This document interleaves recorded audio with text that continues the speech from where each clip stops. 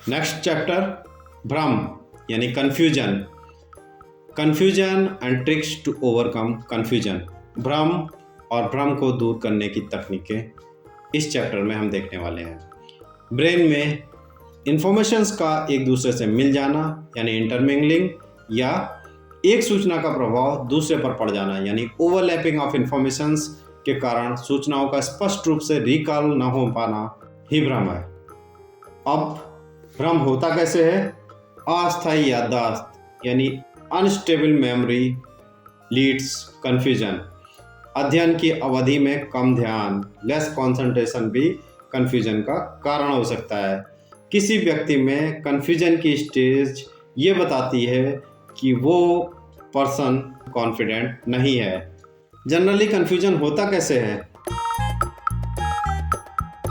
लगभग समान शीर्षकों यानी समान टॉपिक्स जैसे good, quality, use, functions, uses आदि वाले टॉपिक को याद करने में, स्पेलिंग्स या डेटा को याद करने में, डिसऑर्गेनाइज्ड वे में मेमोराइज करने में, कभी कभी विटामिन बी की कमी से भी।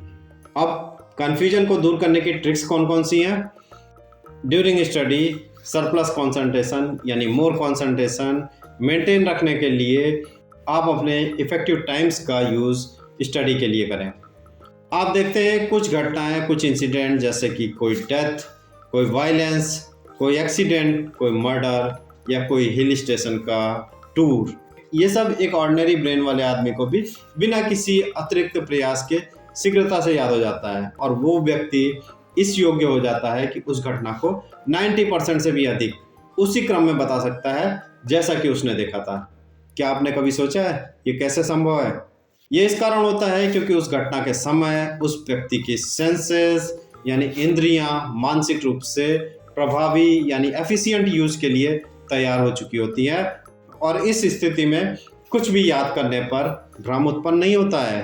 अतः किसी मैटर को याद करने के लिए आप अपनी सेंसेस यानी इंद्रियों का अधिक से अधिक प्रयोग करने की कोशिश करें। किसी विषय को तैयार करते समय चारों ओर के वातावरण को भूलकर पूरा ध्यान अपने सब्जेक्ट, अपने टॉपिक पर लगाइए। तुलनात्मक अध्ययन तकनीक यानी कॉम्पैरेटिव स्टडी टेक्निक का प्रयोग कीजिए।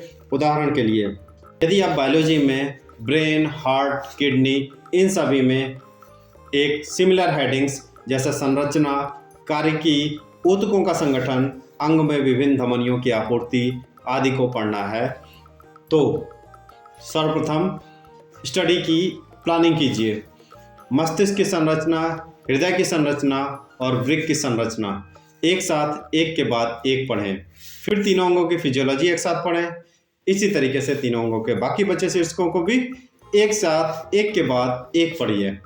अब केवल हार्ट के बारे में सारे हेडिंग्स को एक साथ पढ़ें और इस समय हार्ट शीर्षक का सारांश नोट्स इस पुस्तक में दी गई तकनीकों के अनुसार बना लें। इसी तरह मस्तिष्क की हेडिंग्स को पढ़ने के साथ साथ इसका भी समरी नोट्स बना लीजिए और रिमेनिंग टॉपिक यानी किडनी को भी इसी तरीके से तैयार कीजिए। अब आप पाएंगे कि आपको ब्रेन, हार्ट और किडनी के बारे में सारा मैटर बिल्कुल क्लियर हो चुका है और इन टॉपिक्स को रिकॉल करने पे आपको कोई कन्फ्यूजन नहीं है। बड़े चैप्टर से टॉपिक्स का कंटिन्यूअस स्टडी करने के बजाय बीच बीच में छोटे छोटे इंटरवल्स या छोटे छोटे गैप देकर पढ़ना भी कन्फ्यूजन उत्पन्न होने से रोकता है।